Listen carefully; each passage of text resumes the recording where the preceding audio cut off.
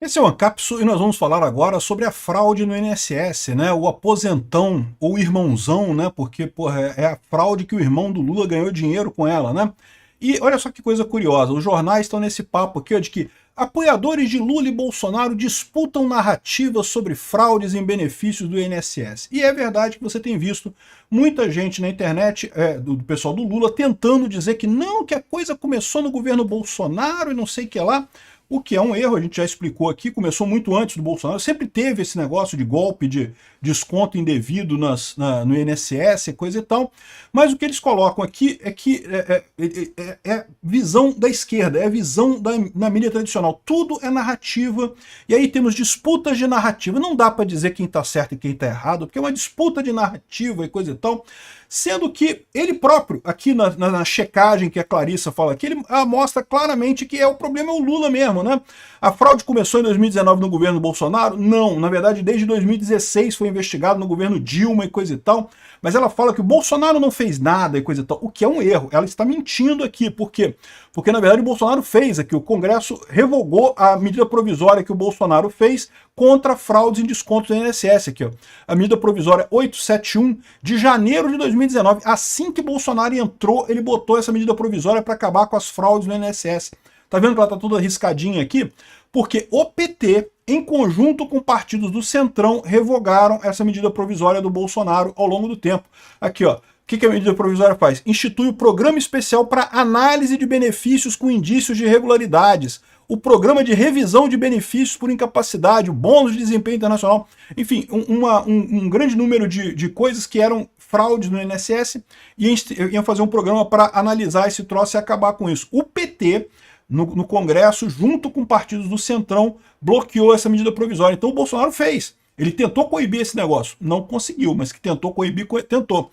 E, de novo, o principal argumento, que, pô, caramba, compara os números, né? No governo Lula a coisa explodiu, como é padrão de qualquer corrupção em governos do Lula. Vamos entender esse caso aqui, porque, de novo, o meu ponto que eu digo nisso daqui é que, de novo, a imprensa está se preparando para perder, né? Porque fica nessa história de que é narrativa contra narrativa, esquece que tem uma realidade por trás disso. E a realidade, isso eles conseguiam antes empurrar as narrativas deles. Agora eles não conseguem mais. A realidade ela surge nas redes sociais e as pessoas ficam sabendo. O governo Lula está lutando uma luta inglória, né? Que o governo tenta conter a crise, mas não consegue explicar a inação do Lupe. E lógico, não tem como explicar, porque realmente a única explicação é eles estavam ganhando dinheiro com isso. É uma quadrilha de corrupção o governo do PT. Essa notícia foi sugerida por Helena, Augusto e várias outras pessoas. Obrigado aí ao pessoal que sugeriu notícias lá no nosso site, no visãolibertaria.com. E obrigado a você que está assistindo o nosso vídeo. Se você gosta do nosso conteúdo, por favor, deixe o seu like, se inscreva aqui no canal, né? Pois bem, eu acho muito engraçado isso, eu já falei várias vezes em vídeos aqui, essa posição que a imprensa tradicional fala, não, porque tem argumentos dos dois lados, pode ser o Bolsonaro, pode ser o Lula, tudo a mesma coisa, né? Não sei quem que foi, não sei o que lá. Isso deriva da época em que eles impunham a narrativa deles. Houve uma época, e eu fico até assustado pensando nisso, porque eu fico pensando quantas narrativas a gente acredita hoje que são falsas. Né? Mas na época você não tinha outra fonte de informação, você só tinha informação da mídia tradicional, então ela impôs aquela narrativa, e hoje a gente acredita naquilo como uma verdade, sendo que é tudo falso, né? Tudo lorota. Enfim, então, mas repara como é que eles colocam aqui. Não, porque os apoiadores de Lula e Bolsonaro disputam narrativas, né? Não porque o pessoal do Lula disse que começou em 2019 no governo Bolsonaro. Não, não começou, já vinha de muito antes. O governo Bolsonaro tentou impedir, na verdade, e não conseguiu, por causa do Congresso, por causa do PT no Congresso. E aí depois fala aqui que o Lula indicou Alessandro Stefanuto como presidente da STF. Não, não indicou. Como não indicou? Todas as indicações do governo são dele. Mas foi o Lupe que assumiu o risco. Não, mas olha lá a assinatura de quem indicou realmente o Stefanuto, quem nomeou o Stefanuto. É a Casa Civil, é o Lula. A Casa Civil que nomeou o Stefanuto, sim. A assinatura lá da indicação dele está lá. É do Rui Costa, que é da Casa Civil, mas o Rui Costa, Casa Civil, é o Lula. É o Lula que indica todo mundo. Não tem esse papo de que, o ministro que indicou, sei lá o que indicou. Foi o Lula mesmo. O irmão do Lula não ganhou nada, teria ganhado 100 mil com fraude no INSS. Não, a gente não sabe quanto que ele ganhou, mas ele teve um aumento, o sindicato dele teve um aumento de ganhos de 100 mil com essa história, né? O que faz sentido, que tem, não foi, pode não ser essa fraude, mas que teve alguma fraude envolvendo o irmão do Lula, teve, né? Então esse é o grande problema. Esse pessoal continua nessa insistência de tentar dizer que é tudo narrativa, é tudo alternativas e coisa e tal, e não é. Existe uma verdade, a verdade vem à tona na internet, ela aparece na internet, as pessoas percebem, porque caramba, é óbvio, tá aqui, ó. O 2022, o Congresso revogou a lei do Bolsonaro contra fraudes em descontos do INSS. O Bolsonaro, logo que entrou, editou essa medida provisória, que virou lei. Já teve um monte de corte na medida provisória do Bolsonaro. A medida provisória, tá vendo que ela tá toda cortadinha aqui, ó? Ela se transformou na lei 13.846 de 2019, mas já tirando um monte de coisa. Por exemplo, ela impedia, ela exigia que os benefícios fossem revisados pelos sindicatos, né? Os sindicatos tinham que comprovar que a pessoa continuava querendo fazer parte do sindicato ou da entidade a cada 2 anos. Tinha um monte de coisa, o Congresso já tirou. Aí depois, quando foi em 2022, o Congresso anulou toda essa lei, anulou tudo. Tirou tudo, tá vendo? Tudo, nada tá valendo mais. Ou seja, Bolsonaro tentou combater isso daqui. O Congresso não ajudou, não pôde fazer isso, né? Aqui, ó.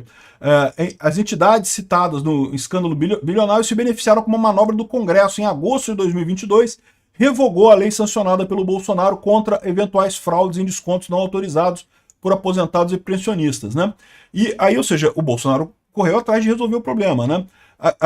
O problema é que não tem jeito, essa briga que eles estão tentando fazer, o Janones fez vídeo tentando dizer que não, que a culpa é do Bolsonaro, tem um monte de coisa da esquerda falando críticas, e não, porque a culpa é do Bolsonaro, começou no Bolsonaro, não tem lógica nenhuma isso, é a mesma escolha, a mesma coisa que eles falavam na época do mensalão, né, do Petrolão, não, porque a Petrobras já tinha corrupção na Petrobras antes do Lula, tinha corrupçãozinha.